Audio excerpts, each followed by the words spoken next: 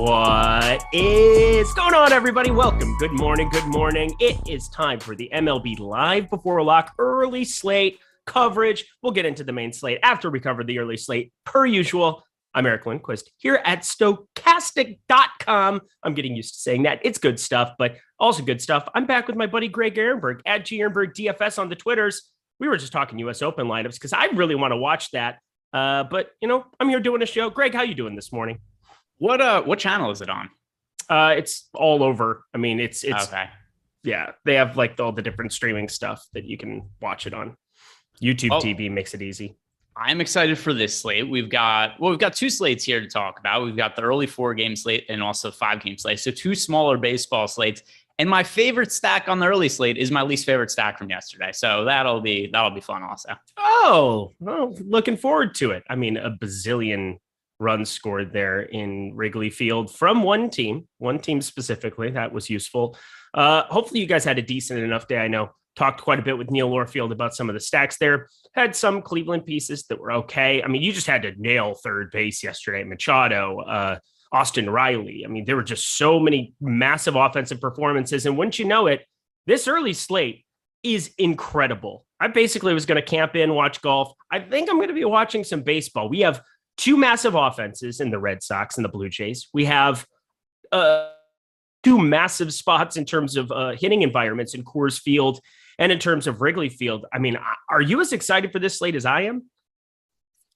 It's hard because I don't think I have the same range of emotions as you do, but I'm pretty excited for it. I don't know. I don't experience the highs and lows of Eric Lindquist. Maybe, though. We're about to find out. Okay, well, back on a low. Great. Oakland Athletics. I don't know.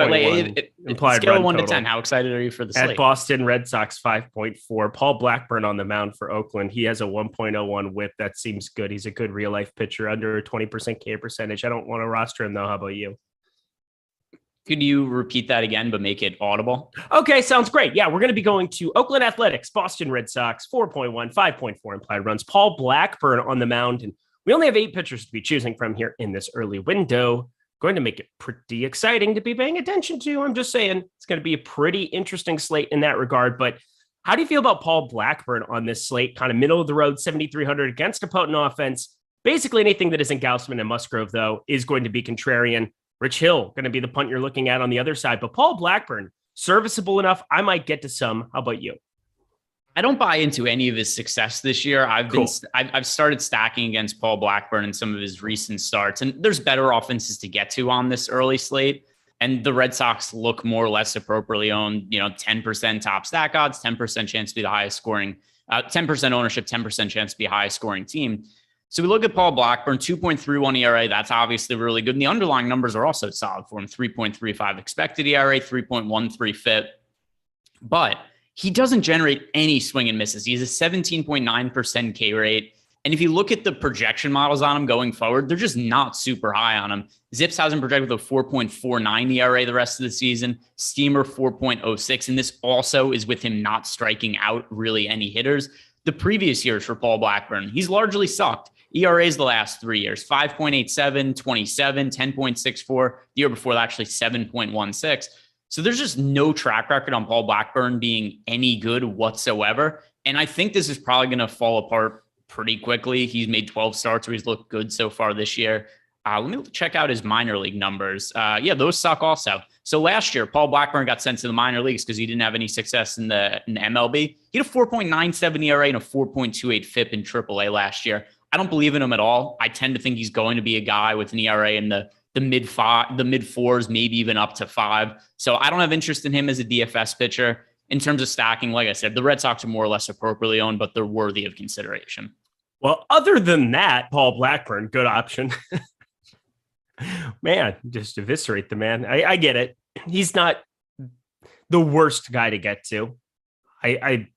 Whatever. I totally get what you're coming from. There's some really shitty pitchers. So there are guys I would roster him ahead of, but I also don't really have interest in him individually. Yeah. Clicking on Tyler Wells or Chad Kuhl doesn't feel like my cup of tea today. No. I'd rather click on him than him or Matt Swarmer. Yeah, that's probably fair. I have, in general, I'm kind of paying up a pitcher today, but I do think that there are some individual contrarian pitching options to like for this slate. The one that stands out the most to me is Tristan McKenzie, just because of some of his potential strikeout upside and the low ownership he has. But yeah, it's hard to feel great about the pitching today. Yeah, I mean, we're hoping for some 2021 strikeout stuff from Tristan McKenzie. Just became a fantastic real life pitcher out of nowhere. Pretty much the opposite of what we had with him last season, but we'll get there. We got to talk Rich Hill. He's really, really popular. He's the punt du jour here on this slate. And I don't know if I want to be getting to Oakland. We have so many offenses, and I got to assume that Oakland would be at the bottom of any board. I would put Baltimore slightly ahead of them, even though in this spot, I would probably prefer getting to Oakland. Baltimore probably dead last against Gausman, but oh boy, Rich Hill as chalk. That always goes well. How do you feel about him going up against this Athletics team at home? Like I said, it always goes well as if there's any track record for Rich Hill being chalk. Like we have 20 years of track record with Rich Hill being chalk.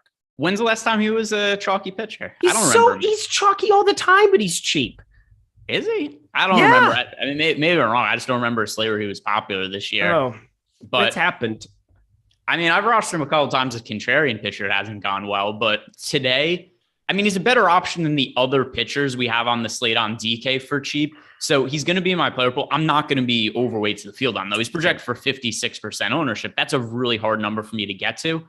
Once again, he's worthy of being in our player pool, and he's going to be my most rostered cheap starting pitcher. But I still end up coming in underweight to him because he's projected for 56% ownership. The only pitcher that's more popular on the early slate is Kevin Gausman. So I think that in terms of Rich Hill, it's hard to avoid him at 6,100 because the only cheaper pitcher is Chad Kuhl, and I have no interest in Kuhl. But at the same time, too, like where do we think an appropriate ownership for Rich Hill would actually be in our lineups? 30%. Yeah, I don't mind that. I think that's a good number. 32. I'm probably going to end up a little bit high. It just really depends as these lineups come out and what it is that we want to get from Colorado. I mean, that's really the only one that we're waiting on now. And yeah, I definitely have some interest going up against McKenzie, trying to get some Colorado bats, because I just don't know. Like for me, there's ways to get different on this slate, and I feel like pitcher is probably not going to be the best one to do that at. Other than McKenzie, which I like him, and I'm also going to like Colorado on the other side. Yeah, so I think that's a reasonable spot. But yeah, I mean, it's hard to find pitchers to feel really good about other than Kevin Gausman on the early slate, and he's kind of sucked as of late. So the recent starts for Gausman, 14 fantasy points, 15. Gausman is my most rostered pitcher by far on the early slate, and even him I have some reservations about. Joe Musgrove, he's in a spot where some of the pitching conditions aren't quite conducive to pitchers finding success. So yeah, I find Rich Hill to be unavoidable. I just don't want 56% of him. All right, well, let's talk Oakland bats first. There's only 8 teams to talk about, so we're going to talk about all of them here. I mean, Jonah Bride is flat 2K for DraftKings purposes. If you're going the Musgrove, if you're going to be going the like top end pitching, if you want to go McKenzie, Musgrove, or Kevin Gausman, if you want to be going that direction, he might have some utility at just flat 2K. Matt Davidson batting 5th today at 2,900. What a time to be alive. Sean Murphy, always a decent up hitting option. Only guy that's any expensive whatsoever on DK is Roman Laureano. I think I'll probably go elsewhere there, but there might be 1 or 2 one-offs we can mine out of this team. Anybody that you've got your eye on from Oakland against a chalky Rich Hill? Let's see. So my lineups are mostly built at this point. One other thing that we should point out, the wind is blowing out in Boston as well, which could also help the offenses a little bit. There isn't any one hitters. I'm looking through my exposures that I get to a lot from Oakland, but across the board, I'm overweight to everybody just because it's not hard to be overweight to these guys on a small slate if you're building a bunch of lineups. You know, the most popular hitter is Sean Murphy at 7.7% projected ownership, and that's just because he's a catcher hitting in the middle of the order. But other than that, somebody like Jonah Bride, I think, is a good source of salary savings. I ended up punting with him a little bit yesterday. There's not really much of a track record on him. He's an older player who's spent most of his career at the minor leagues, but he's really hit the ball well at AAA this year. He had a couple of hits yesterday. So for the flat min, I think that we could do worse than punting with him at the end of the lineup. But once again, not really any one hitter that I get to a bunch, but guys like Laureano, Jonah Bride, I get to in like 7-8% of my lineups, which is well overweight to the field. All right. And now the Red Sox side, a little bit more appealing to look at. No question about it. If you're stacking up against Blackburn routinely, awesome. And plus, I mean, if you're going to have offenses that can surpass the likes of the Padres, the Indians, the Guardians, good Lord. See, right off the bat, had to do it. How are we feeling about the Red Sox's? I don't want to say contrarian because there's definitely some owned pieces. You've got Duran up there batting a lead off at around 20%, but everybody else pretty muted for just a 4-game slate for such a potent offense. Yeah, I mean, I think they're just about appropriately owned. We've got Boston right around 10% top stack odds, 10% ownership. That all looks well and good with me. Like I said with Paul Blackburn, I don't believe in him at all. The numbers that he has this year, they all look good. There's nothing I could point at to his metrics just for this season and say that there's something out of line or something that suggests he's been really lucky. You know, he does have a 253 BABIP, so maybe that could regress a little bit, but you know, he still has a 3.35 expected ERA. Nobody thinks he's going to be a guy with an ERA in the low twos. But even if those numbers regress, we'd still be looking at a low threes guy. But because the track record for Blackburn is so poor, I tend to think he's going to be a bad pitcher going forward. So I'm just around even with the field as far as Boston stacks go. Yep, not any problem with that whatsoever. I mean, they are actually, in terms of top stack percentage, third worst on this slate. That tells you what kind of offense you're dealing with. So anything else for you from this game? No, I think we covered it all. Is Blackburn somebody you're getting to at like an actual decent clip, or just like guys in a couple lineups? I have 20% of him. Okay. So I mean, that's a lot. Yeah, I'm saying it's the only guy that I think is serviceable for me as a decent pivot. Like, I'm not going to play Chad Kuhl.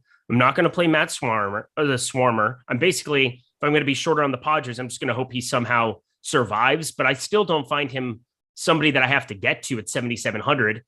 I just think in the range, he's the guy I prefer. Anybody who's like under 8K, I think Rich Hill obviously is going to be popular. I already talked having more of him, but I have less than the field does. I'm just basically taking some of that Rich Hill and I'm putting it into Paul Blackburn. No, I think that makes sense. I mean, I'm just not really getting to Blackburn, nor am I getting to Rich Hill nearly close to the field. When we talk about the Coors Field game, I've made a stand on Tristan McKenzie. Not one that I feel great about, but at least I feel like he's better than the other pitchers that are low owned today. All right. Well, we continue moving it on then. We've got the San Diego Padres who they played okay yesterday, I would say. Chicago Cubs, 6.3 and 4.7 implied runs. Well, one situation is a little different than the other because one has Joe Musgrove, the other Matt Swarmer. Let's start with Musgrove. Tough spot, wind blowing out in Wrigley. That's kind of how you kind of know you're going to be dealing a little bit with the devil. You're worried about some of those bats, but Joe Musgrove, still a fantastic pitcher. Somebody I think you and I have both had a love-hate relationship with because he can be so good and then still have these blow-up spots from time to time, but looks good across the board. If the wind wasn't blowing out, we wouldn't have any conversation. He would be up there with Kevin Gausman, almost equal in ownership. But with the wind, how are you planning to utilize Joe Musgrove today? Yeah, so I love both sides of this game. If it was not for the ownership on the Cubs, Musgrove would be my favorite starting pitcher. I find it really hard to avoid getting overweight to the Cubs just because they by far rate out as the top stack for us because people are not rostering the Chicago Cubs nearly enough. And it's funny, yesterday I ended up playing 0 Cubs. I took all of them out of my player pool and it went really well. They were massively chalky. They weren't terrible yesterday. They put up 5 runs, but there was so many offenses yesterday that rated out so much better in our top stacks tool than did the Chicago Cubs that I just couldn't end up justifying rostering them when we finally got to lock. For this afternoon slate, the Cubs are my favorite stack on the slate, where we have them with 8% ownership, 18.4% chance to be a top stack. I'm still getting to Musgrove as well, but it's one that I think it does make sense to get overweight to both sides of, because if you look at the most rostered pitchers we have today, Kevin Gausman's projected for 79% ownership on DK. And it's very rare a pitcher is going to be that popular and they're going to rate out positively leveraged in our top pitchers tool. Same goes for Rich Hill at 56% projected ownership. Musgrove at 44% looks about warranted.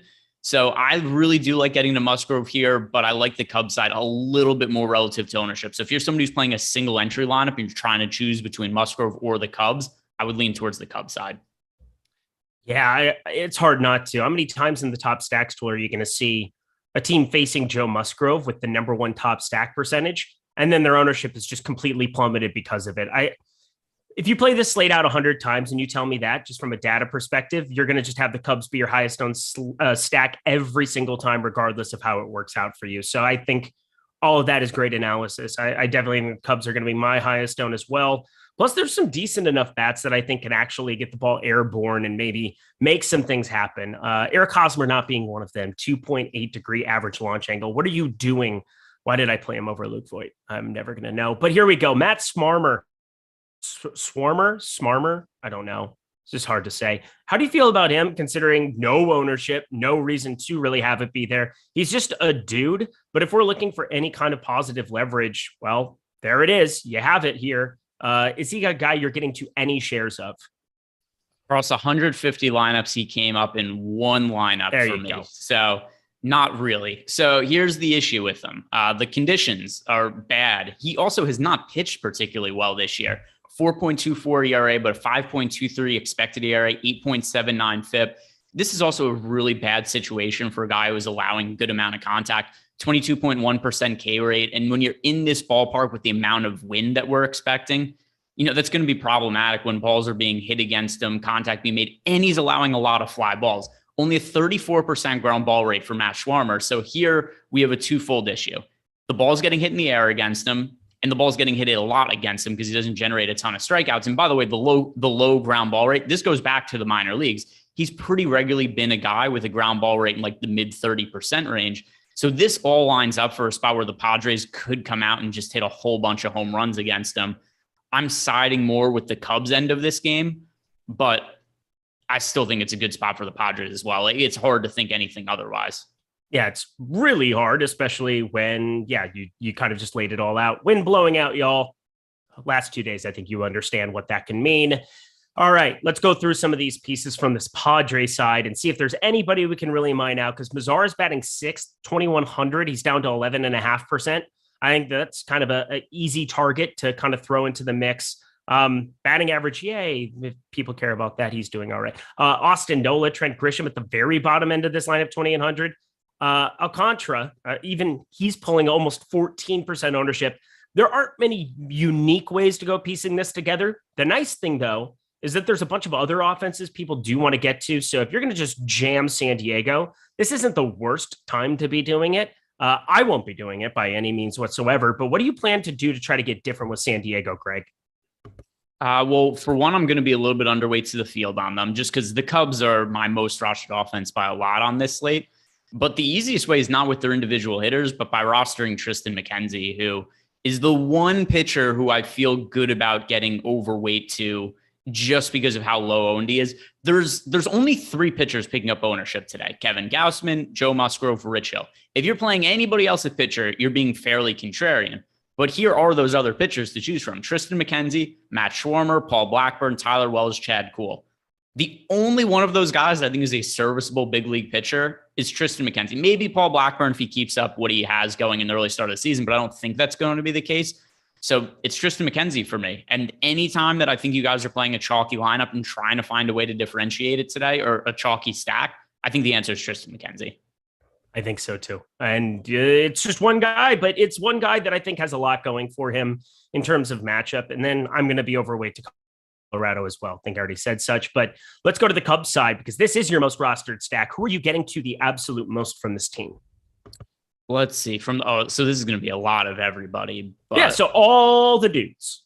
Let's see. Who am I getting to the most of anybody on Chicago? And once again, not that much ownership going to these guys individually. The only hitter that's popular is, well, 2 actually, Ian Happ and Wilson Contreras. I'm overweight to every single hitter in the lineup, but anybody else you're playing outside of Contreras and Happ is not a popular play. The next most popular hitter is Ortega at 7%.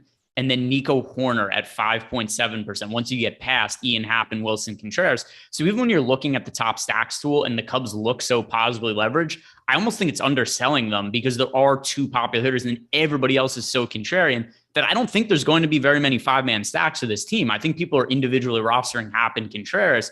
But as far as people playing 5 players from the Cubs in lineups, I just don't think it's happening all that often.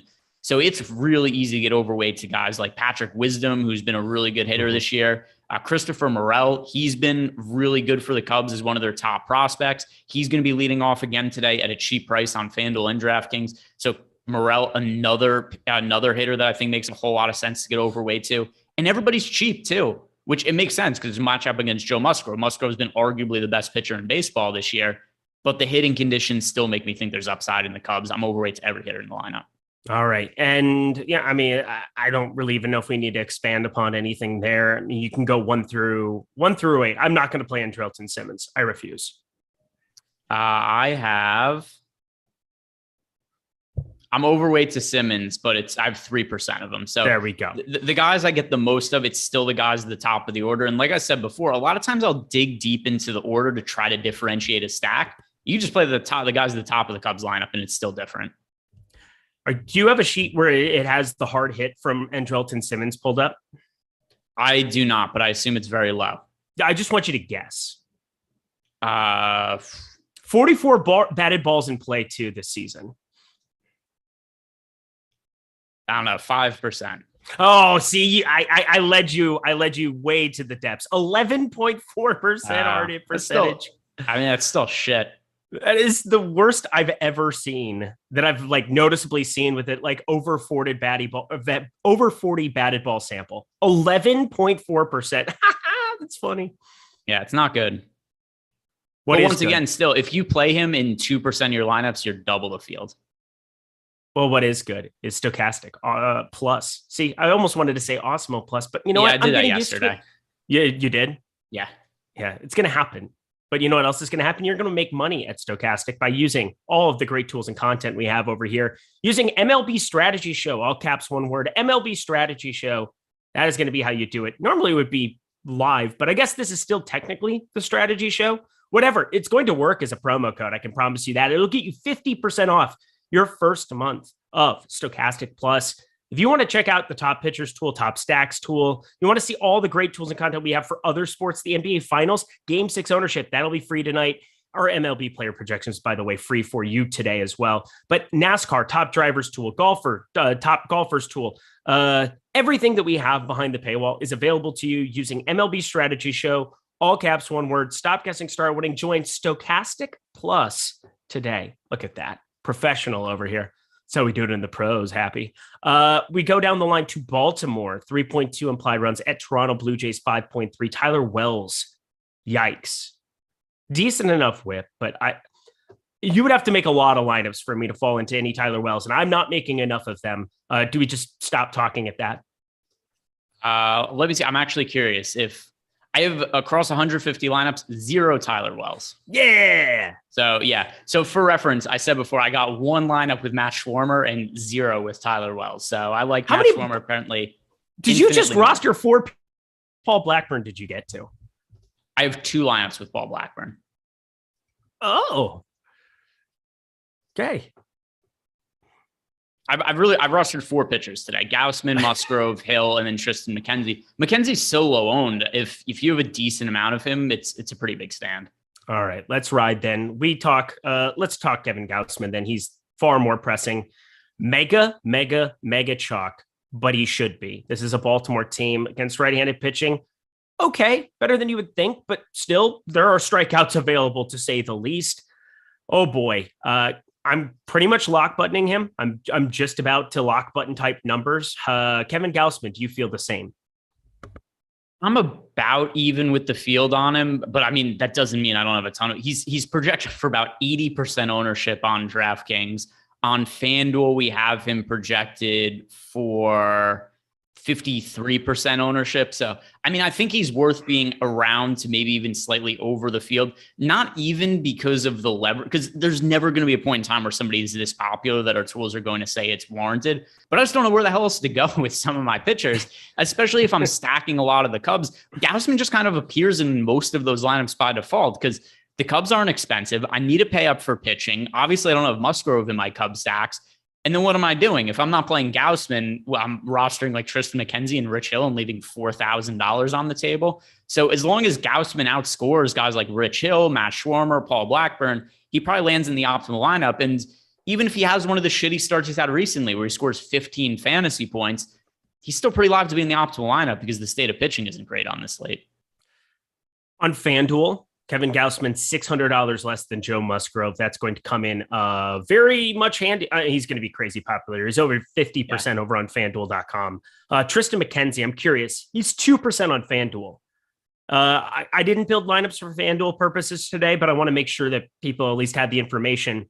How much Tristan McKenzie would you be looking to get relative to the 17% going to Musgrove and the 53% you're basically looking at for Kevin Gausman? Yeah, I mean, so for me, I have McKenzie rostered way, way more than the field. I mean, he's one of my most rostered pitchers on this slate, and he's just not popular, like you said. 2% owned over on FanDuel. On DK, he's projected for 6% ownership at the 8,600 price tag. So, I mean, I have McKenzie in over 30% of my lineups today. So that was what you asked before. Like, how do I not have exposure to Paul Blackburn, Tyler Wells, whoever else we're talking about in terms of shitty pitchers at the high, at that bottom or low owned tier? And it's just McKenzie for me. That's the low owned guy that I'm staking my claim to, because he's just better than these other guys. He's an actual talented pitcher. Obviously, the conditions are terrible. The conditions suck for pretty much all of these pitchers. Yep, it's true. I have 92% Kevin Gausman for anybody who cared. But yeah, there's that. And then when it comes to these other pitchers, I mean, there's only 8 to choose from. Basically, if I'm going to roster somebody like Paul Blackburn the way that I am, I'm hoping Tristan McKenzie. Well, I'm playing way over the field on Tristan McKenzie too. 28% of him right now. He's projected for 6.4%. It's some of the leverage game, and I have no problem with the approach you're taking, where you just kind of cut out some of the riffraff. I'm doing that with Wells. Cool. That leaves 5 pitchers. Well, and I'm not playing any Swarmer. So 5 pitchers I've got. Only one that I'm just different on is Paul Blackburn. So there's that. Good luck to me. Let's go to the Baltimore side. I don't really see a lot, obviously, with as much Gausman as I'm playing. It's a 4-game slate where there's a lot of massive offenses. I'm not playing any hitters against my pitchers. So I'm naturally playing almost no Baltimore Orioles. If you had to roster one, though, who might you select? All right. Well, let's see who my most rostered Baltimore Oriole hitter is. This is my least favorite offense on the slate, going up against Kevin Gausman. I have almost no exposure here to Baltimore. The player I get the most of is Adley Rutschman on DraftKings, just basically because I need to roster a catcher, and that still only ends up with me getting to 4% of Rutschman. But no, this isn't a team I like to get to. I understand Gausman hasn't been great as of late, and that is a little bit concerning for me on this slate, considering the amount of exposure I have to him and the amount of exposure the field has. But still, our tools kind of indicate that the Orioles don't really warrant exposure today. Over on DraftKings, we have them projected for 2% ownership with 3% chance to be a top stack, which, I mean, that's really thin for a small slate. And then it's not all that much different over on FanDuel, where we have them projected for 1.5% ownership and 3% top stack odds.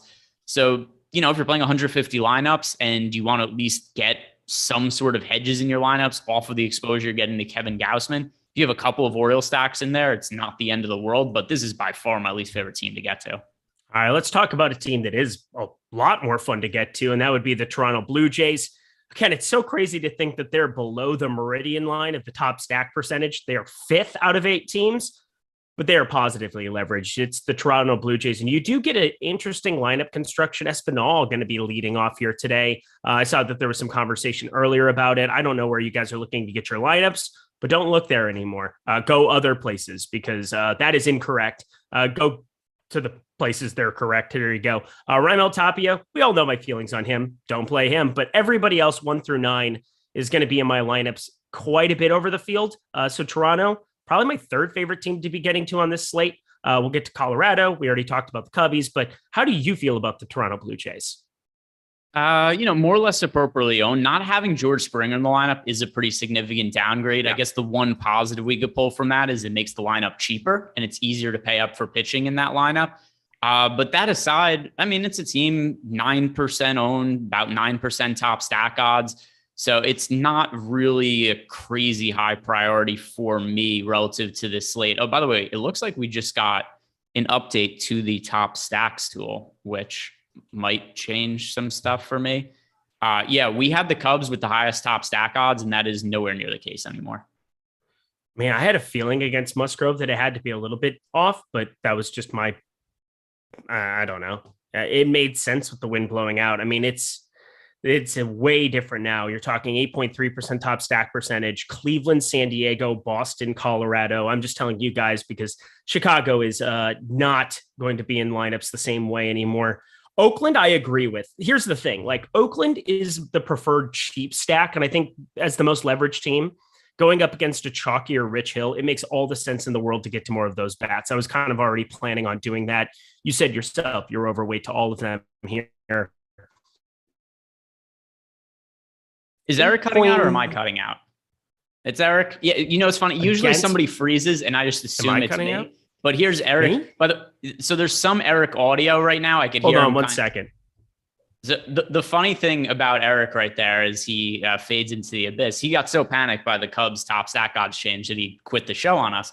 But he also froze with his tongue sticking out as if he's Michael Jordan trying to make some bold proclamation about where the best value is. You know, he's MJ going for the half court dunk, tongue sticking out. But is Tyler, is that behind me also in the picture right now? Yes, sir, it is, of course. You know me. Nice. Look at me. Hello. I'm here. Ish. God. You're very pixelated. I am? You're here from 2002. Oh. I'm trendy, he's here from dial-up internet. It's my filter.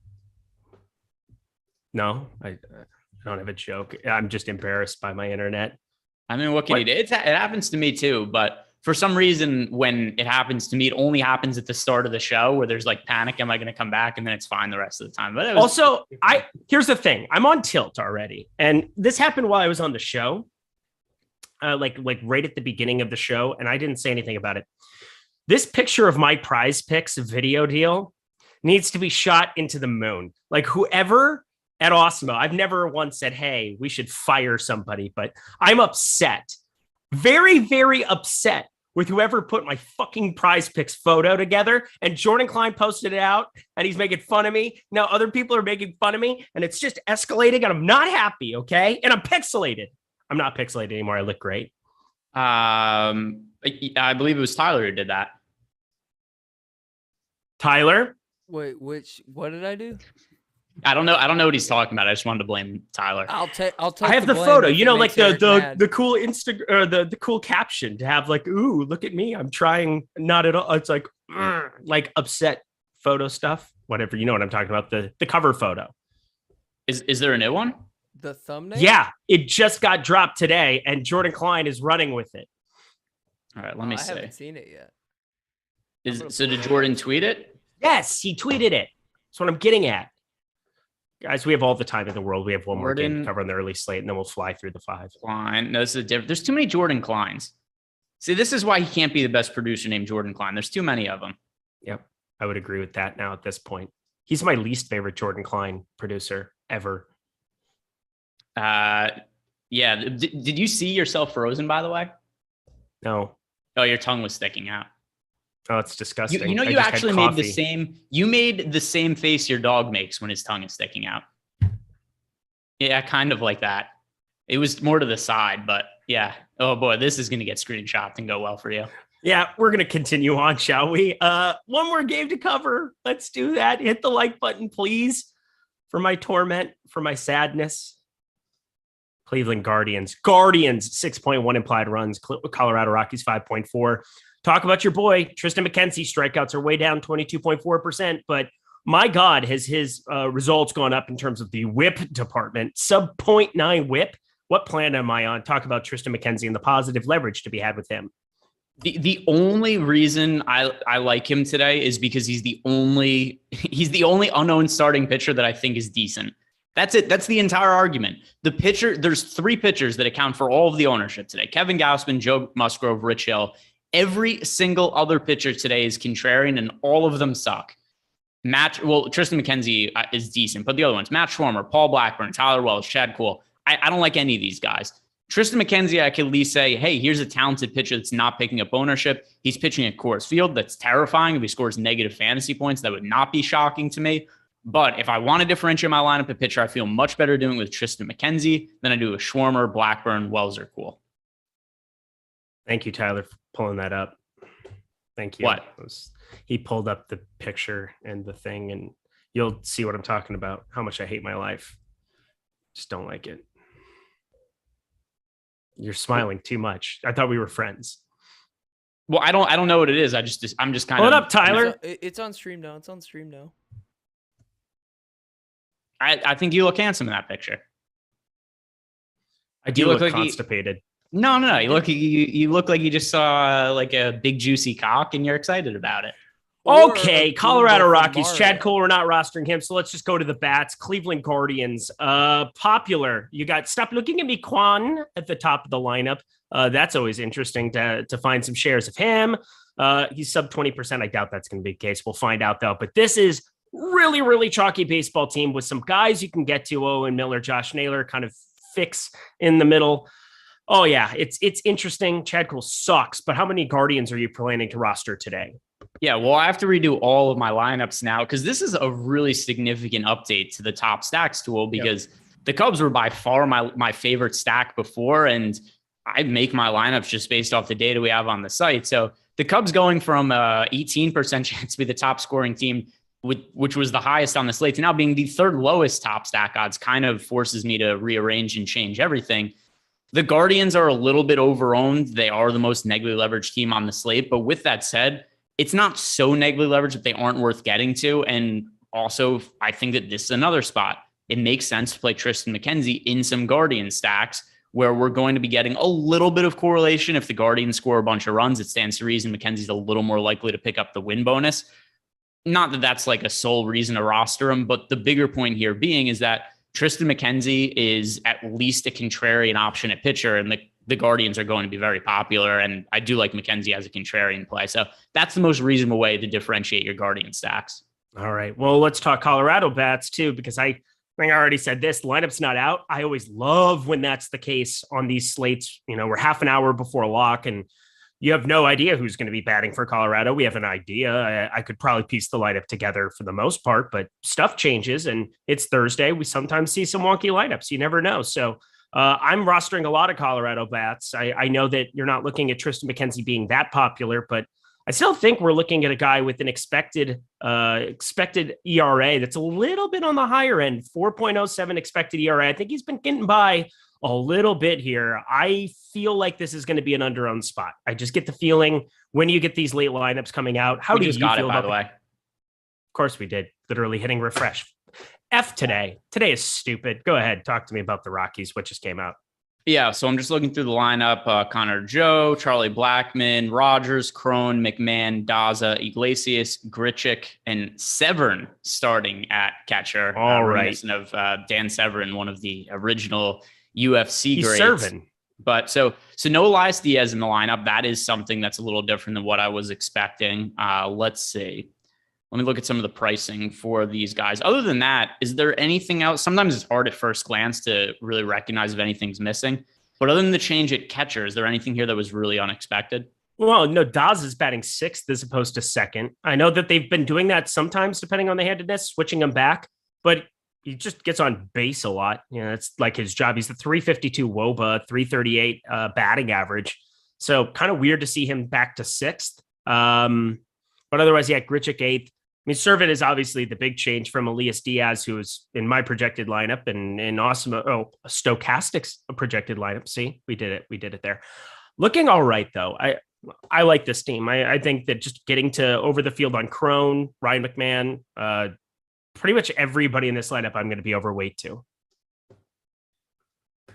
Yeah, I mean, we do have them projected to be overowned at the moment, though. I mean, we do have them projected for 14.6% ownership, 12.4% top stack odds. But to your point before, did the lineup come out late enough to where people have already built their lineups without Rockies bats, and that could influence it? I think it could be onto something there. I think there's a decent chance they do ultimately end up coming in a little bit lower owned than what we actually have them projected. Is that kind of what you're assuming is going to be the case? It happens every single time. If you play these early slates and there's a 12 o'clock game and the lineup isn't out yet, unless it's like a glaring spot, which you'd think Coors Field would be, but the glaring spot today is Wrigley again, coming off of the Padres, going completely berserk, and they're going to be extremely popular again. And then the Guardians, which have had their lineup out for another extra hour, basically. I mean, that lineup came out before our show started.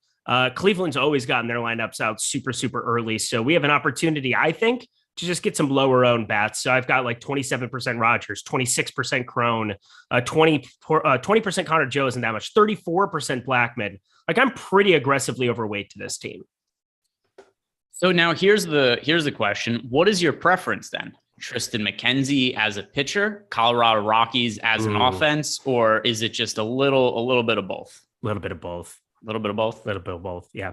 I mean, I'm still around 30% Tristan McKenzie. That's a pretty healthy allotment. I will say with this, I don't know what happened, but Paul Blackburn's down to 15% for me. So I'm not nearly as pathetic as what you thought I was before. So my lineups are so radically different from what they were when we started. And I've gone from having 2 lineups with Paul Blackburn to 1. Everything was one so way. Now it's funny. another. You think you're so funny. Let's talk PrizePicks, y'all. It's PrizePicks season. Yeah, this is a great site. I've really enjoyed talking. I've enjoyed playing it. This week, less so because I've, 3 straight losers to start off the week, coming off of going 4 for 5 last week. It was Ryan and Greg making fun of me that I'm pretty sure did all the influence and got into my head. You think that saying that Eric's been winning on PrizePicks a lot is the worst thing ever. You put the juju on me. You called me Vegas Lindquist or some shit. No, that was Ryan. I was told that I'm now Vegas Lindquist. I only claim my wins. I've called myself out on the video 3 straight days. And then I find out that I'm now Vegas Lindquist because all I do is dole out winners on both sides and send out subs and do whatever. But you know what? PrizePicks is a great site.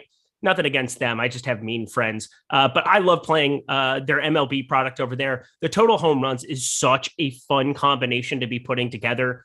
I don't know how you don't go click on Machado Cronenworth of Profar right now, maybe combining that with a little bit of some, well, maybe not the Chrome Blackman McMahon side, but regardless, there are definitely going to be some homers hit around the league here today. We'll talk about the late games. And this makes it a very fun combination with the NBA streets tonight. NBA Finals, Game 6.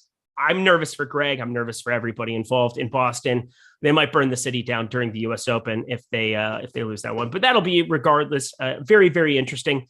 MLB, though, it's such a fun product. They have the strikeout props. You can basically cross-reference using sports books and help you make informed decisions. And most specifically, use OddsShopper to help you figure out exactly what you should be doing in that department. Really fun game type over there. Cross multiple sports. Use promo code Awesemo. Yes, it's still promo code Awesemo to get $100 first match deposit bonus, as well as 1 free month of Stochastic Plus. Take advantage of that. Stop guessing, start winning, but do it through our friends at PrizePicks. Thank you so much, then, for their sponsorship of all the great content out here, especially this very live before lock show. All right, my friend, we got all the early slate coverage. Anything else? Because you said it's radically different for me too. Just that update and what I'm getting to. But I'm still overweight. What is the offense that you are now getting to the most for the early slate as we round it out? I could tell you, do you want to guess who my single entry lineup is? Because I'm uploading it right now. Colorado Rockies. No, it is the Oakland A's now. Oh, I love it. I said they're phenomenally leveraged. I'm overweight to every single batter there. Matt Davidson season. Good Lord, what is wrong with me? So, I mean, my hope is just that in single entry stuff, there's a lot of ownership that goes towards Rich Hill. And I think that's where the leverage is going to be had. But here's something else that's happened. So now that I'm playing less Cubs because we have that update, the result is I could play way more Joe Musgrove, and I could just load up at Musgrove and Gausman at pitcher. And then as a contrarian option, I get a little bit to Tristan McKenzie still. But I am now way underweight on Rich Hill, and I'm mostly just playing Gausman, Musgrove, and McKenzie as my pitching options. 2-1 Blackburn. That's hilarious. You're a funny guy. All right. Philadelphia Phillies. We're talking main slate here. 5.3 implied runs. Washington Nationals 3.7. And Zach Wheeler right off the bat going to be confirmed popular because he's confirmed good.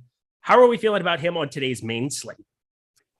So one thing that's going to matter a lot here that we need to keep an eye on is whether Juan Soto is playing or not. Soto's missed the last couple of games with knee soreness. I don't know whether he's going to be in or out of the lineup.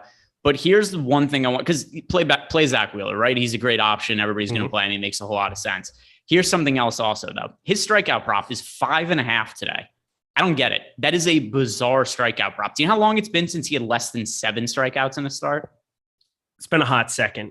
He has not had less than, and by the way, this isn't even a 6.5 strikeout prop. It's 5.5. He hasn't had less than 7 strikeouts since April 23rd. So I just think this is a wrong line, especially if Juan Soto's out. So I don't get it. I like that a lot. That's really my take from Zach Wheeler tonight.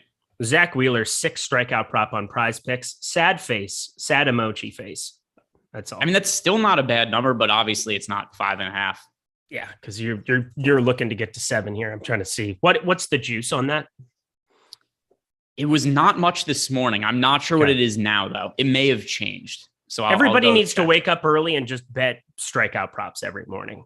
Yeah, let's see what it is now. But I know earlier today, I think 9+ strikeouts for him was 11-1. Let's see. Jordan Klein, get out of here. You're not wanted here. Leave. It's still not bad. It's been bet, but I mean, it's only -134 on the over. It's nothing crazy.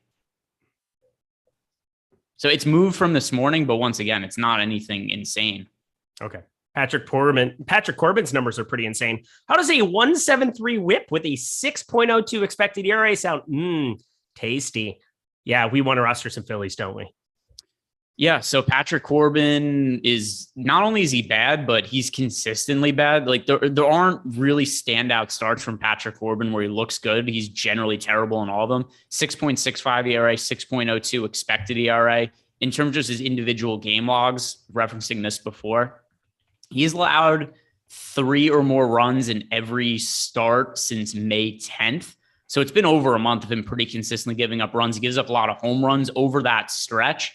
He's given up, 8 home runs in 6 starts. So it's not just that Corbin's bad. He's bad consistently, gives up a lot of home runs. He has nothing left in the tank. He's on a horrendous contract.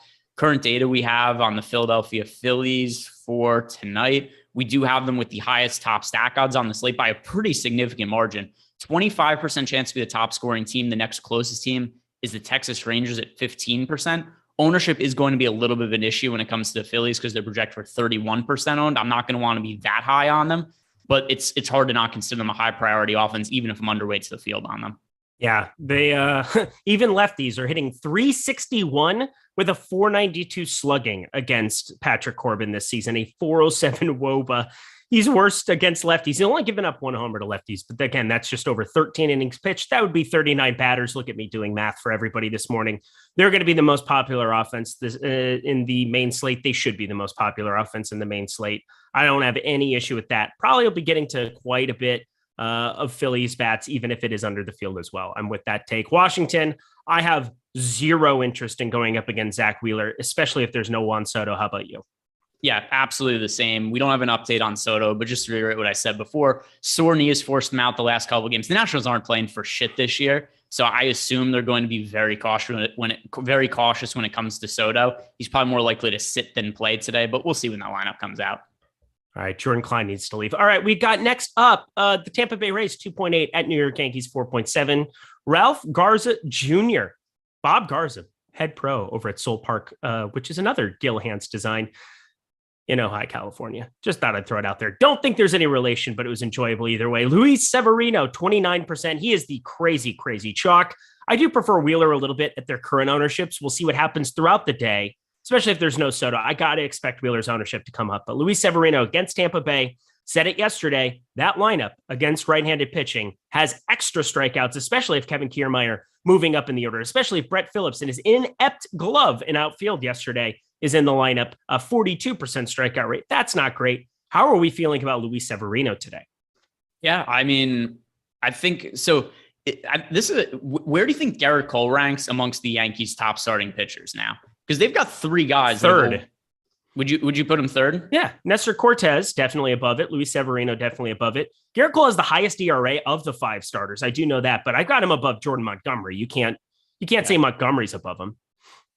It's still hard for me to buy that Cortez is quite as good as he's been this year, but I feel fairly comfortable saying Severino is better than Garrett Cole so far this year, and maybe even going forward too, because Severino has shown no ill effects of all the missed time and injuries he's had. The fastball still upper 90s. The off-speed pitches look really good. He's going up against the Tampa Bay Rays offense that is fairly decent. So I do think Severino's going a little bit over-owned. And actually kind of walking through this and looking at Zach Wheeler relative to the other popular pitchers, I like Wheeler probably the best of any of these guys relative to ownership, because Ohtani's projected for 48% ownership, Severino at 52%. So 29% for Wheeler. It's still popular, but I think that he warrants more consideration of those guys just relative to ownership, because I think that those guys are kind of all comparable. Same thing over on FanDuel. 23% ownership for Ohtani, 33 for Severino, 16 for Wheeler. If the slate locked right now with all this information, Wheeler would be my most rostered starting pitcher.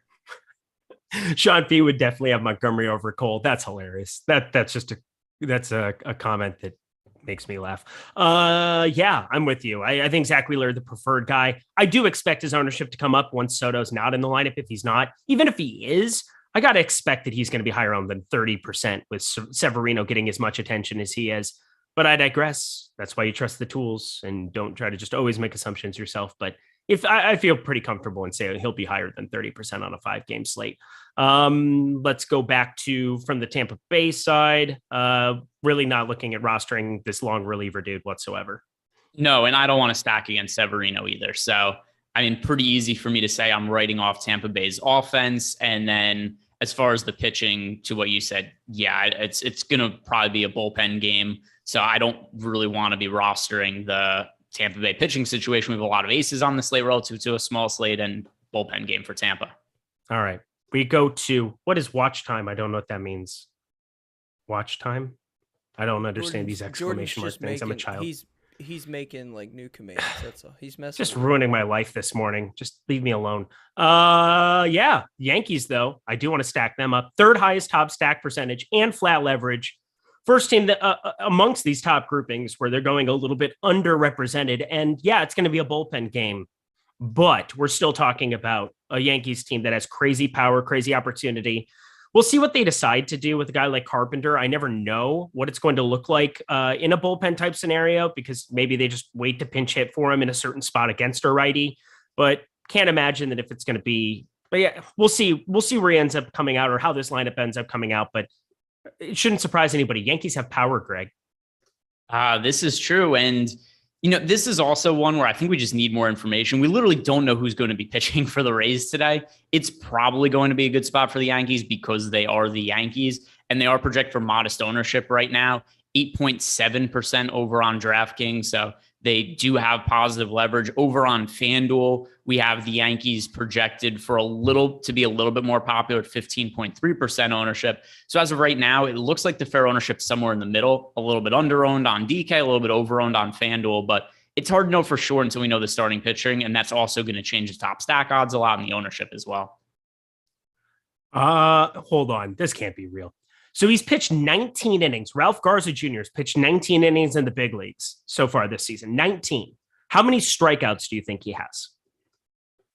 Has he done it? What's the deepest he's gone into a game? 3 and 2/3. All right. So I have to guess because it's either going to be really high or really low, and I'm not sure which one. You had no tells when you said that. Good. I'm working on it. Poker face. 6. 10. He has 10 strikeouts in 19 innings pitched. That is not very many. If he's going to be the long reliever, I'm going to have a lot of Yankees. Yeah. Let's say we just need more information. I don't think there's enough. I don't think there's enough info there. So like the video, subscribe to the YouTube channel, watch live before lock. Because we just don't know right now. I know. So we'll get there for you guys. Live before lock. Yeah, I'll be on with T McBee, my dude. I saw him in chat. I saw him hanging out. He's in chat once in a while. Let's be serious. Milwaukee Mets. Here we go. Aaron Ashby, Tyler McGill. Oh boy. These are two pitchers that I could definitely make cases for going way over the field on today. If you're trying to get different, there are some aces. And I do mean Veronica Vaughn, one piece of ace, multiple of them. But I love Aaron Ashby, and I can't not roster tons of him at 7,100 if he's going to be unowned. He's my preferred guy, but Tyler McGill, awesome pitcher as well. As you said, lots of information still to come, but I can't imagine I won't be overweight on both of them. Which one do you prefer between the two? Ashby, and I don't know how long McGill is going to be allowed to work into the game. He spent a lot of time on the injured list. He came back last game, only threw around 60 pitches and worked 3 1/3 innings. I'm kind of concerned we're looking at 4, maybe 5 innings max from Megill. So with that in mind, another one we kind of need more information on. But Aaron Ashby is by far the preference for me over Megill just because I know he doesn't have a pitch count. All right. And Aaron Ashby's just awesome. Yes, other than his last start. Yeah, that was horrendous and made me very, very sad. He could not, and I mean, it was Washington. I was watching that game. He could not put away batters. 15 ground balls, too. I mean, it was unbelievable how lucky Washington got in that game. And, but I mean, Ashby also, he had 2 swinging misses the entire It was start. horrendous. We were going back and forth about it. We knew it was going to be bad right away.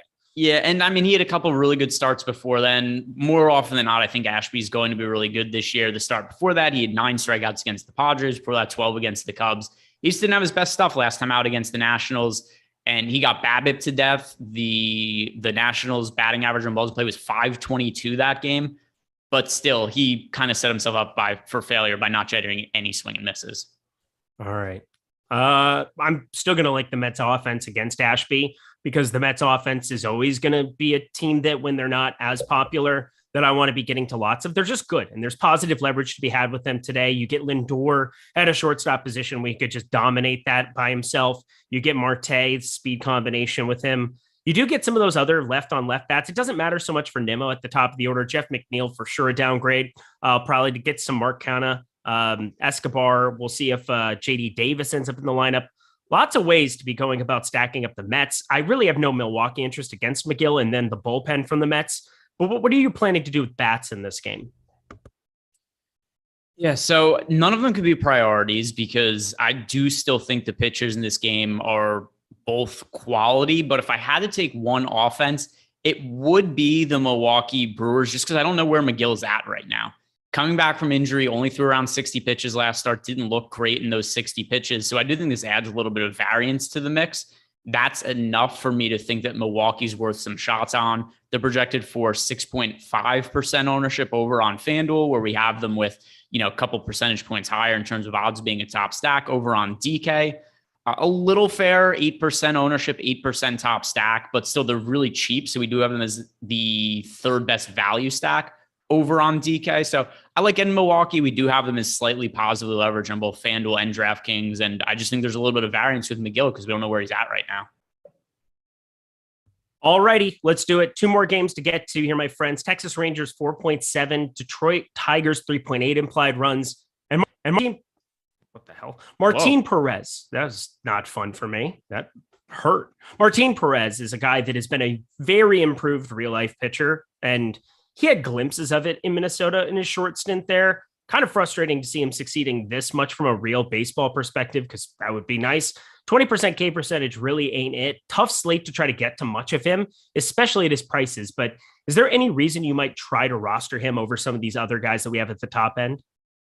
Not really. I mean, I get that he's low owned, but I'm not a believer in Martin Perez. And this is buying at the absolute peak. And the opportunity cost of rostering Martin Perez, he's right up there in the same price range as guys like Ohtani, Wheeler, Severino. So it's a no for me. He's 9,000 on DK, 10.2 on 10.5 on FanDuel. Sorry. Ohtani's 10.2. Martin Perez is 10.5 on FanDuel. He's too expensive for me. So it's a no. I understand he's going to be lower owned, but it's not like he's totally unowned either. He's projected for 10% ownership over on DraftKings. FanDuel is projected for 4% ownership. I mean, in the past, I've even played Martin Perez when he's been like 6,500. So this is a tough sell for me at this salary. All right. Well, I'm with you. I can't really get to a whole heck of a lot. And Bo Brisky, I would rather roster Brisket than Brisky. That's for sure. No interest? No, not at all. Good talk. Texas Rangers bats. Interest confirmed by the field, at least. That's for sure. Not many times you're going to see the Texas Rangers with the second highest top stack percentage and 22% ownership share. But here we are in Detroit. Ball's been flying in Detroit a little bit more. It's 90 degrees out there today. And for anybody who watched the afternoon game yesterday or bet on it, me, you saw some offense being played. Texas, Detroit, looking at Texas as being a viable option, and even maybe some Tigers bats on the other side. But start with the more popular one. Which Rangers stick out to you today? So in terms of the Rangers bat, I haven't built lineups for tonight, so I can't really speak to individual hitters because I was just focusing on trying to build my lineups for this one particular slate before we get into this one. But the Rangers are massively negatively leveraged, and I don't think this is a team that's the same upside as like the Philadelphia Phillies against the Washington Nationals. So I don't think I'm going to be getting to very much of the Texas Rangers when they're projected for 22% ownership with 15% chance to be a top stack on DK. Let's see where we have them on FanDuel. FanDuel, it is kind of a similar situation, 21% ownership, 15% chance to be a top stack. I don't envision myself getting into the Rangers very much tonight. If this ownership holds true, I'm going to be way underweight to them and maybe just leave them out entirely and just look for other offenses to stack. Yeah, I'm trying to talk myself into maybe having a share or two of Brisky, but I'm just not going to do it. I do think the Tigers are interesting. And Martin Perez, you said it, not me. You're not a believer. Well, I'm not a believer either. Let's be serious. We have enough track record to know that this is probably not sustainable, but the Tigers offense is terrible. At least they're not as bad against lefties. Could we get to some Tigers bats today? No, because they're popular. They're still popular. So I don't want to get to Martin Perez, but the Tigers are projected for 11% ownership on FanDuel, 9 on DK. Martin Perez, as much as I don't believe in him being as good as he's been, I don't think he's going to be quite as shitty as he's been in the past. And the Tigers offense individually is not all that great. And they're popular against Perez. So this is just no for me. If I thought we were getting leverage in any way or they were 1 or 2% owned, sure, but not when they're popular. This is the third most popular offense on DK. Yeah. All right. One more game to go, y'all. We're going to make it just in time. Look at that. It's almost like I'm good at time management. Practice makes perfect, and I still suck at it, whatever. Los Angeles Angels, Seattle Mariners. Let's talk pitching. Shohei Ohtani, best pitch in baseball. Actually, Tyler Anderson, maybe after yesterday. That changeup was filthy. It was a filthy, filthy game to watch. Sad to see it broken up by Ohtani yesterday, but I digress. He's on the mound today. He's extremely popular. He's 8,200 on DK, which is an absolute disgrace to humankind. 10-2 on FanDuel. Still pretty popular. But how are we feeling about Shohei against the Mariners? Hard to not like him. I know that Ohtani's been really inconsistent as a pitcher this year. And, you know, when he's on, he is as much upside as anybody, but it's really hit or miss because there's some starts he comes out, he just doesn't have his best command. But in terms of the upside, it's going to be hard to not consider him in tournaments. And even if you're somebody who plays cash game, I think the pitcher on FanDuel should be Luis Severino. But on DK, where he's only 8,200, it would be hard to avoid him just based on how popular he's going to be. He's priced incorrectly on DraftKings at 8,200. So I think he's a pretty good source of salary savings. And other than Tyler McGill, there's nobody priced around him. Once again, FanDuel is different when it comes to Ohtani because he's really expensive. But on DraftKings at 8,200, we have Perez at 9,000 as the next closest pitcher above him. And I don't really like Martin Perez. And also Tyler McGill is kind of close at 8,600, but I have concerns about McGill as well because of his pitch count. And then if you're getting cheap, Ashby's $1,100 less expensive. Ohtani's the only guy that I'm considering in that 8K price range. Mm-hmm. And George Kirby, 6,500 for the young guy. That's a pretty low number to be staring at for a guy who it hasn't been good so far, but around a 23% K percentage. We know how facing the Angels can inflate some of those strikeout totals. You get Marsh, Velasquez, Walsh, Stassi, Trout, and Ohtani all over 25% in the strikeout department. Is he somebody at 6,500 you might want to look at rostering today? Yeah, because in terms of a punt, there's nobody else I really like for cheap on DraftKings as an SP2 at this kind of salary. You know, Ashby at 7,100, obviously we both like him more than the field as well. But if you're getting below that mark, there's George Kirby, there's Patrick Corbin, there's Bo Brisky. And amongst those options, it's Kirby by a mile. Great stuff. Also a young pitcher. There's going to be some inconsistency. 95.7 average fastball velocity. The results have been decent for him so far. 3.65 ERA, 4.07 expected ERA. The strikeout rate, like you said, 22.7%. The thing I've been most impressed with, he's not walking anybody. 2.6% walk rate for George Kirby. He's throwing a whole bunch of strikes. So I think this is a good situation for him to potentially rack up a lot of strikeouts against the Angels. It's not going to be the most frequent scenario where he racks up, say, like 8 or 9 strikeouts, but it's in the cards for him, and it's not for any of those pitchers who are priced below 7K other than him. All right. Rounding it out with the stacks here. Angels, you can always get to them when there's positive leverage, even with Kirby being popular. That's just fine by me. With Seattle, second worst top stack odds on the board. Probably not for me. Anything from stacks you want to talk about as we round out the show? Yeah, so the Seattle Mariners, if you need to roster one offense for almost no ownership, the Mariners only project for 1% ownership over on DK, similar on FanDuel as well. This is the least rostered stack of the entire slate. You're getting some positive leverage on them going up against Shohei Ohtani.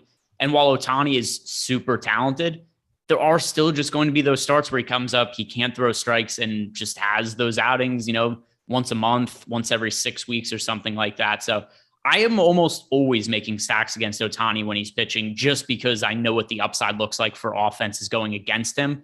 As long as the Mariners are going to hold no ownership, I like the leverage we're getting there. All right, y'all. That is the MLB Live Before Lock for the early slate, covered the main slate. I'll be back with T McB this afternoon. Well, evening for you East Coast people if you have normal time. So that's great. Don't forget, we have the MMA strategy show coming up at 2 p.m. Eastern time here at Stochastic. Look at that. I'm already learning. I'm learning. MMA strategy show, 2 p.m. Eastern time. That's Jason Floyd, Pete Rogers. Enjoyable. I would check that out. And NBA Deeper Dive, Greg and Adam, 7 p.m. Eastern time, breaking everything down for Game 6. NBA Live Before Lock. That'll be awesome. Lofty and Josh at 8. And then the NBA Watch Along over on Playback. If you haven't tuned in yet, it is such a great format. You'd need to watch Lofty and Josh. I jumped on last game, obviously did game 1 with Greg over there. It is such a great format. Check out the Playback that we have going. Thank you so much to Tyler Zander behind the virtual glass. They're doing a great job. By far my favorite producer at Awesemo, not even close. Greg, any final words for the people? Nope, that'll do it. Just good luck today. We got the baseball slate afternoon, late basketball, so lots of stuff to pay attention to. Yep. He's Greg. He's nice. I'm Eric. I hate you, Jordan. Goodbye. Jesus.